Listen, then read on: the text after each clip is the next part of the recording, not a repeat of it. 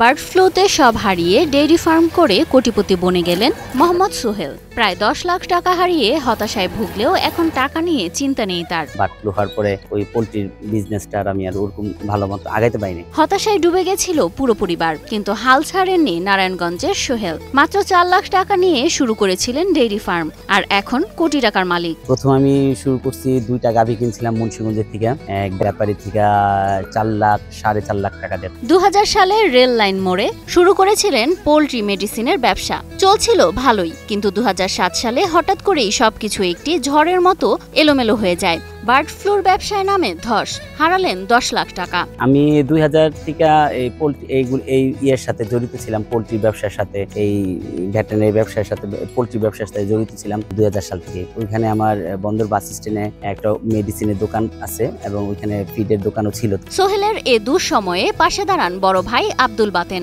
তিনি অনুপ্রেরণা দেন নতুন কিছু শুরু করার। 2009 সাল থেকে এটা শুরু করছি আমি। ফার্মটা শুরু করছি আমার, তো ওনার অনুপ্রেরণায় আমি এটা শুরু করছি। মাত্র 4,40,000 টাকায় 2টি গাভী নিয়ে যাত্রা শুরু করেন সোহেল। সেই থেকে আর পেছনে তাকাতে হয়নি তাকে। 2 মাস পর দুইটা করে এভাবে 6টা দিয়ে মূলত শুরু হয়েছে। আর এইটা ওইটা না, কাপড় ধোয়ার একটাই সলিউশন, চাকা অনলি ওয়ান। এখন সোহেলের খামারে আছে 18টি গাভী, 12টি বকনা বাছুর। এখন গাভী আছে আপনার 18টা, আর দামড়ি আছে কিছু, সব ছোট বড় মিলে সব মিলে আপনার 30টা আছে। বকনা বাছুর আছে 12টা। প্রতিদিন সোহেলের খামারে উৎপাদন হয় 160 লিটার দুধ।